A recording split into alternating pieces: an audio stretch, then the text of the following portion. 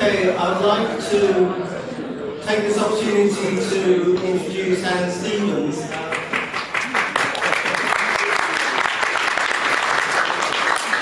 Over to you, Anne.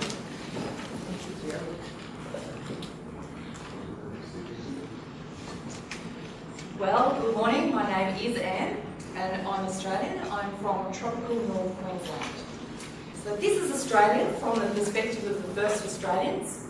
It's a country of around 250 language groups, more densely populated in the coastal areas. One of those areas where Indigenous population and culture is still dense is far north Queensland. Where I live, in Cooktown, a small town of around 3,000 people. And you can see that at the halfway up the Cape York picture. But I work in Cairns, 4-hour drive south, and I work at James Cook University campus, which is situated at the foot of the tropical rainforest ranges and just 10 minutes from the Coral Sea, home to the Great Barrier Reef. So today, I'm going to take this opportunity to lessen some people's fears about feminism and talk about the real value of understanding some of the ways in which feminist theory can influence, even reframe at times, our systems thinking. Throughout this presentation, I'll refer to both researchers as well as project managers of interventions, and is not limited to the field of community development. I've seen this used in business, education, and public policy planning. And I had several research goals when I started this work. To be able to detail a feminist systems framework, implementation and practice, but also to improve the academic discourse and relations across the schools of feminist thinking, contemporary feminist scholarship, and of course, systems thinking. So this is more of a life task, achieved through publication, and in talking to you like this today. And I don't think anything I say here today should shock, confront, or challenge. After all, the idea that feminism and systems thinking speak to each other was flagged by ISSS member Barbara Hanson, who couldn't join us today unfortunately as well, but over a decade ago, when she said systems thinking and feminism are compatible, even inseparable. So I will present 5 simple principles today. These emerge from my grounded theory analysis of 2 epistemological fields, critical systems thinking and cultural ecofeminism. And you'll also note through this presentation, because I'm feeling a little bit homesick, I've got lots of pictures from the environment around my place.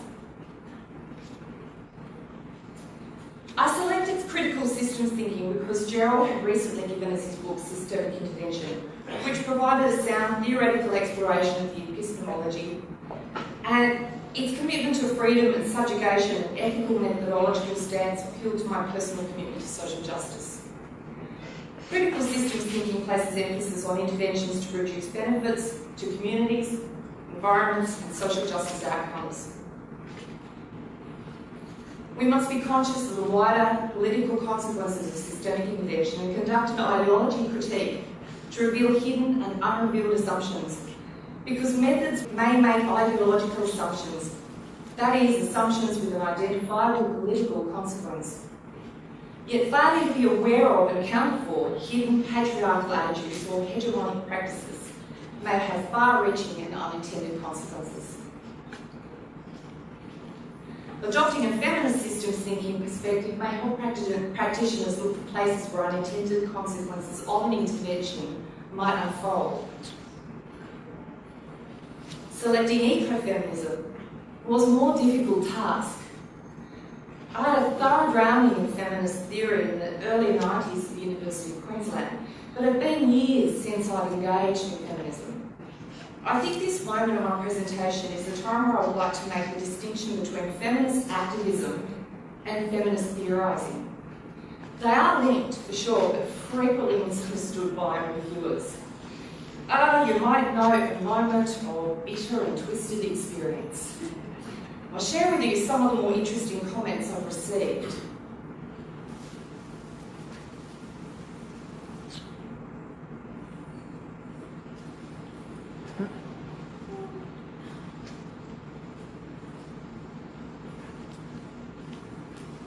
Oh, that's just a really small sample.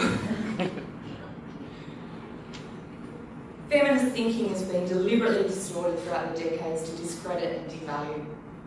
Yes, militancy, aggression, anger, and even separatism were strategies used by women, particularly at the time of the birth of the second wave in the 1970s.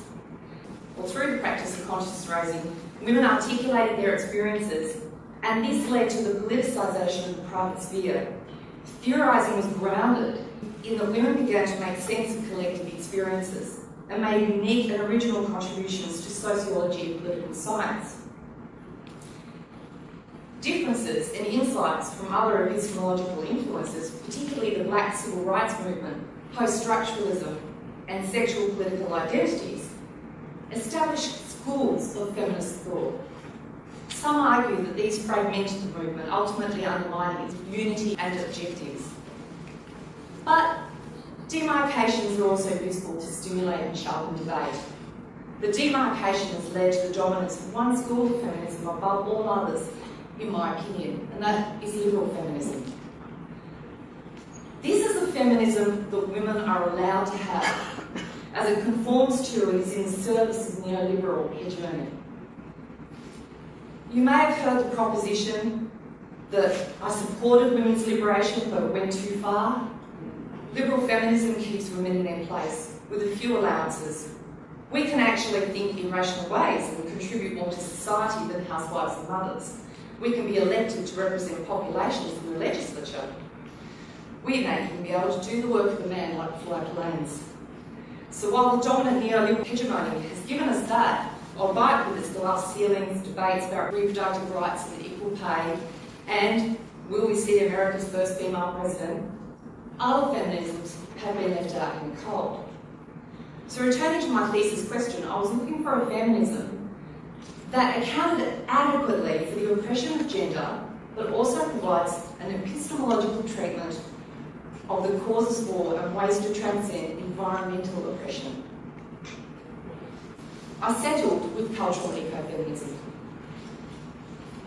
as it avoids essentialising and objectifying women and men into inescapable, biologically determined social behaviours, i.e. women are more nurturing because they can be mothers. Men are strong, rational and love war. And a crucial point here is that any attempt to link women with nature is culturally imposed by a socially constructed patriarchal order. So cultural ecofeminism observes and exposes instances where the dominant masculine hegemony is able to exploit and marginalise others, including nature, which cultural ecofeminists will argue will continue to prevail while women and nature are subordinated to man and culture. And as we can see, this paradigm oppresses men too.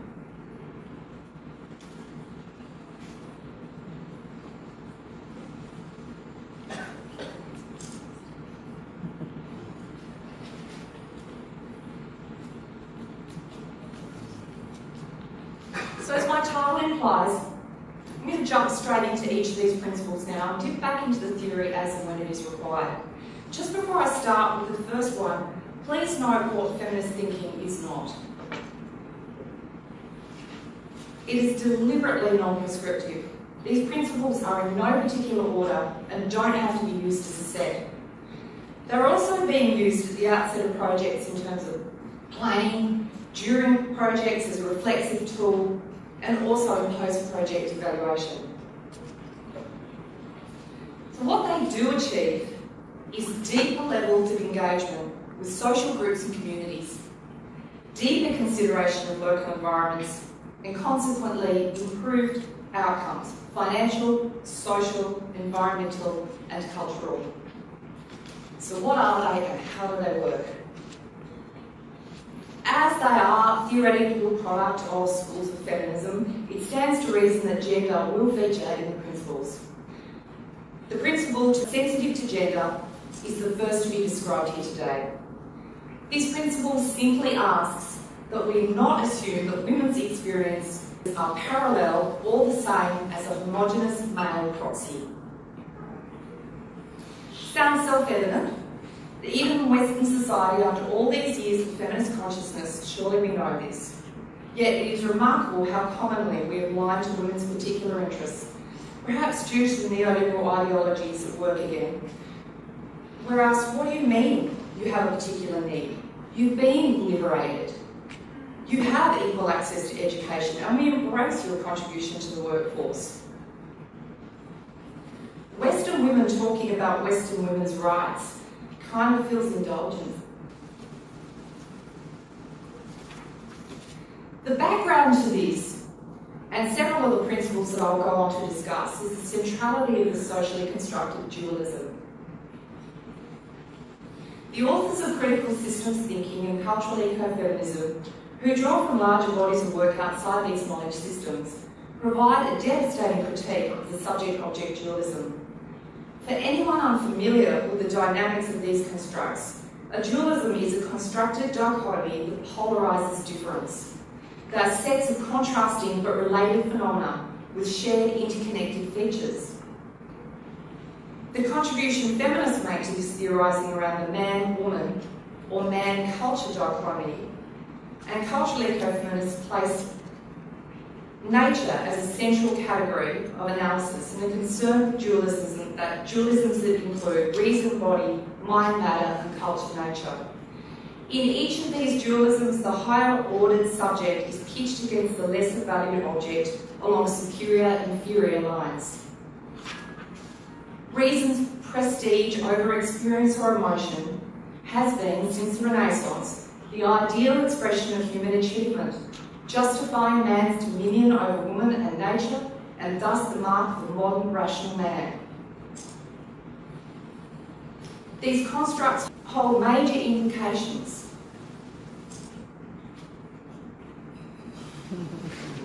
In scientific method, its associate positivism argues for the elimination of human bias through objectification and separation of the researcher and researched. In the social sciences, its own particular forms were established. Emile Durkheim and the French positivists, for example. It has been held responsible for promoting reductionist, mechanistic, and atomistic worldviews, which are deeply internalised by the collective filters in individuals, linguistic knowledge about human endeavour, and reinforced through our institutions and cultural modes of entertainment, technologies, and political, social, economic instruments of governance. The cause of chronic global maldevelopment, according to Maria Mears and Vandana Shiva, as it has distorted how we humans interact with and value other humans, communities, and the non-human, or even more than human, as Val Plumwood would express it. The more than human realm is the realm of companion and captive animals, organisms, biological communities, species, and ecosystems. And from a systems thinking perspective, valuable opportunities to view things that interrelated and networked have been missed. The objective of both cultural ecofeminism and critical systems thinking is to transcend dualistic thinking. They both offer creative ways to do this. In the end, both, I think, call for a reframing of dualisms that cause harm to people or nature by revaluing the lower order or inferior side. This opens our thinking to revaluing our relationships to the many others that are culturally relegated to a lower order, and leads us to the next principle, which is to value voices from the margins. This principle encourages us to hear and value the voices of the silenced and to be bringing these voices to the table. Systems thinkers must be mindful of diverse cultural and ethnic groups affected by but living beyond decisions and actions made in the north. The Chilean feminist Margarita Pisano has articulated the impact of Western patriarchy on the world's powerless people. She has said that whoever argues that the patriarchy has been humanising itself does not see the thousands of third world people terrorised by and trying to escape famine, drought and war without being able to jump over the invisible wall the first world has mounted to maintain its privileges. And it was pointed out to me recently that sadly that wall into the United States is not so invisible, and I would suggest that neither is that wall into Australia. Our treatment of refugees and denial of climate change is rendering us a pariah state. So I think it also places a moral onus on researchers and project managers to actively seek to engage with voices from the margins. In a recent conference of business delegates discussing the future of far north Queensland last week, I heard much confusion in the room about consultation. There is a level of expectation from business and government sectors that citizens should come to us when asked for feedback. I've also seen some shocking examples of community engagement in the name of consultation. In 2009, an aged landowner, a neighbour of mine, and this is looking down on his property, was concerned about state government plans to compulsorily resume his land to make way for a dam. He refused all efforts of the government representatives to talk to him about it, and had made veiled threats such as, "You step foot on my land and I'll shoot." A time came when the government representatives did step foot on his land, entering his home kitchen with 2 security guards who ordered him to sit at the kitchen table with his hands where they could see them. In my view, this man was just terrified of losing all that he had. His wife had recently died and he was functionally illiterate. She had managed technical documents such as contracts. He was more comfortable mustering livestock than talking with humans. Was heavy-handed consultation like this really necessary? Researchers and project managers must be cognizant of their social power, commonly having more power than the people they study. Valuing voices from the margins encourages us to bring those voices to the table without the use of security guards. Engagement with the margins extends to the more than human realm. Reflective of the ecofeminist input into these principles, valuing non-human voices is achieved by finding a place for emotion, subjectivity, particularity, and our animality. That is our continuity we Homo sapiens share with animals, or do they share with us? Understanding the voices of non-human species lies in humans recognising non-human agency, and that ecosystems and species are present on the margins, cohabiting, occupying and living with and alongside us in unnoticed and taken for granted ways. We have the capacity to empathise and give the more than human realm greater moral consideration in the processes of our work. But I believe we need a profound ethical shift to recognise nature's agency in experiencing the impacts of our actions, including their trauma, suffering and loss. Loss includes the loss of social networks between species, networks of species, and the loss of access to the necessities that may be caused directly or indirectly by human activity. Remarkable evidence is emerging that plants use the specific role of communication to process information and share it with other plants and even species. I call this the chattering of plants. Work being done at the University of Western Australia in collaboration with ecologists led by Monica Galliano for the Centre of Evolutionary Biology are uncovering understandings about plants in the Australian landscapes that's been known to the Australian Aboriginal people for thousands of years. Clearly excited by her own findings, Monica is fascinated by the communicative mechanisms, language and memory function and ability to learn of plants. And I share her excitement. I hardly know where to begin to describe this work with you today. I'll give it a go. Through a series of creative lab-based experiments, the team have been able to demonstrate that plants emit and receive sets of signals to each other over distances. They detect vibrations in frequency sensitivity in ways that generates behavioural modifications. This gives plants the ability to evaluate information both above and below ground, often about their neighbours. They also share information about the resources available in their surroundings. They can warn others of insect attack, and using an extensive vocabulary, respond to cues of injured neighbours and when they are not yet attacked themselves. And they put into place preemptive defensive responses. Plants can sense and identify their own kin. They can problem solve in groups, and contrary to the neo-Darwinist ideologue, they facilitate kinship selection processes based on cooperation and altruism. Competition plays a fundamental role in shaping plant communities, but facilitating or positive interactions are also ubiquitous. But to put the research into Monica's own words, astonishingly, they put Mimosa pudica, known in our household as sensitive weed, through its paces and observed that it can display a learned response even when left undisturbed in a favourable environment for over a month. That is, mimosa has the capacity to remember. Its response to stimulus is possible due to the presence of calcium signalling networks in the cells, similar to those underlying memory processes in animals. And they conclude that the process of remembering may not require the conventional neural networks and pathways of animals. Brains and neurons are just one possibly undeniably sophisticated solution, but they may not be necessary requirement for learning. There's a lot of words devoted in their publication articles explaining the biological functions behind these abilities, which you may like to investigate yourself.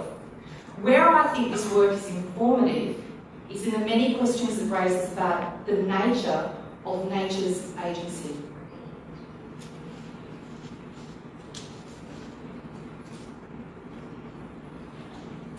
Understanding the complexity of ecological systems as communicative, learning, adaptive beings, does this alter the value of nature? Is it okay to think about nature's value in dollar and trade-off terms? Or does this elevate nature's standard privy to its sophistication and mystery? If these are communities that communicate with vocabulary, problem-solving, and support their young towards higher levels of fitness, are they really just sentient? Could whole ecological systems and places be relegated as non-human persons, the status given to dolphins and whales in India? I think this evokes another FST principle, and that is to centre nature in all that we do. Increasingly, in the Western political and governance models, we defer decision-making to teams of experts to manage and administer technical situations or technical solutions. This principle doesn't argue against the skills of expert professionals, but we must be mindful of the ideologies of work anytime we express the attitude that environmental considerations would be better understood and administered by management experts with technical solutions. I believe it also relies on a healthy conception of difference and distinguishability. I understand the resort of environmental activists to take to the hills, to live off the grid, with nature, a part of nature, and in doing so, drawing on a holistic view of themselves as being one with nature. It may also be a spiritual quest, and this view can be seen in the Gaia theory, for example, and was the basis for the hugely popular science fiction film Avatar, where a complete oneness with nature was depicted as the highest expression of civilization. But an extinguishment of the boundaries between human and nature is problematic. If the boundaries between humans and nature are indistinguishable, movement beyond the Cartesian man-nature dualism cannot be achieved. Because part of the reason for this is that when otherness and difference is incorporated or merged with a self through an egotistic self-sacrifice, difference of the other may be denied, eroding both the independence and distinctiveness of the other from oneself. Val Plumwood wrote that, if I see myself as indistinct from you, or you as not having or being your own being that is not merged with mine, then I cannot preserve a real sense of your well-being as opposed to mine. So So I think that by now you will be noticing that these principles carry with them a commitment to both moral and ethical practice. Cultural ecofeminism presents epistemology from an ecofeminist standpoint and is clearly ethically and morally implicated. Arguably, it is inseparable from those who think and practice it. And it has an active political and participatory emphasis to acknowledge and understand current and create new forms of thinking and doing. The question of what to research and how to observe are moral questions. And obviously, particular care is needed. This therefore leads me to the fourth principle. And this is really one for the project managers, as I see them struggling with this as a concept. That is, to select an appropriate methodology in the first instance and engage participatory process in order to select methodology. Because, as we should be all well aware, one's methodological framework is fundamental to research practice. We must be thoughtful in giving one particular theory or philosophy primacy over others.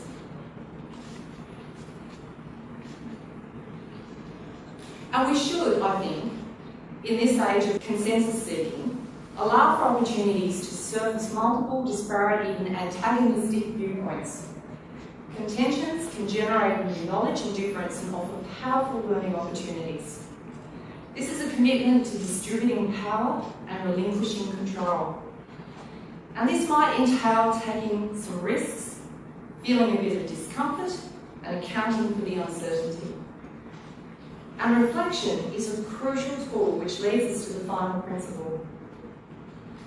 Promote plurally desirable and sustainable social change. Frankly, if we're not in it to bring about desirable and lasting social change, what are we doing? Building a new framework for knowledge generation needs a conversation about boundaries. By way of example, consider the conventional and alternative ways of thinking about sustainable development. I draw on the slides here a topical example of the Great Barrier Reef, which I'm not actually going to go into here, but colleagues at James Cook University have been engaged in consultative processes around systemic governance of this very complex set of systems, and this work is ongoing. You'll be aware of the many definitional limitations of sustainable development. It's been narrowed to refer to the carrying capacity of natural resources to support human activity.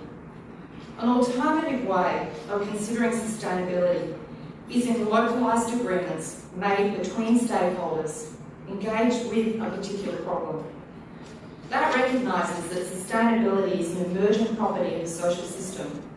That is, it is the outcome of their collective decision-making, relies less on externally applied solutions from outside experts or inputs. And when actions are resolved by the stakeholders themselves, answers may be better grounded within the context of unique sets of issues or concerns. Within a systemic analysis, stakeholders and ecological subjectivities can be formed, contested, destabilised and reformed in a democratic process. So that's an introduction to the principles. Do they work? Well, yes. In the work that I've done to learn more about them in practice, I've seen them help people think about their projects in new ways.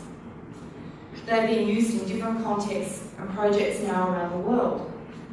Ellen, our Vice President of Conference, has been applying them in South America, developing them into a feminist systemic intervention methodology. I have another PhD student who is interested in applying them in Sri Lanka. And I've continued to use them in and around the diverse communities of Northern Australia. I've designed surveys and questionnaires for program participants, using the principles like categories in which to frame the questions. I've also used the principles to ask open-ended discussion questions, use them as prompts for project managers and workers in the social services sectors. Sometimes these principles have been worded very clearly and explicitly. Often I've had to reduce the emphasis on the feminist concept. But being able to do this gently encourages people to think about gender and environment where they might not have been in focus, and trying to minimise the risk that people will take on alien agendas and therefore further marginalise people.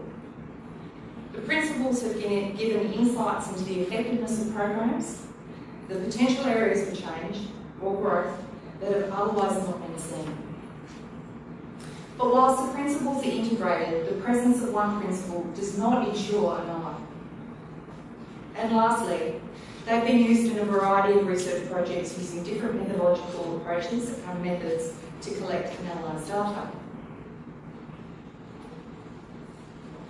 Lawyer Holly Higgins is driving for international law reforms so that in the foreseeable future, large-scale destruction of parts or whole ecosystems may become a crime against humanity.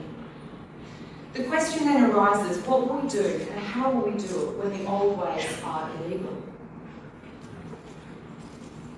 These principles provide a strong focus for reflexive practice and for thinking about social and environmental justice ethics. It's my hope that these simple principles can assist practitioners to make the transitions towards their new research and management paradigms. Thank you.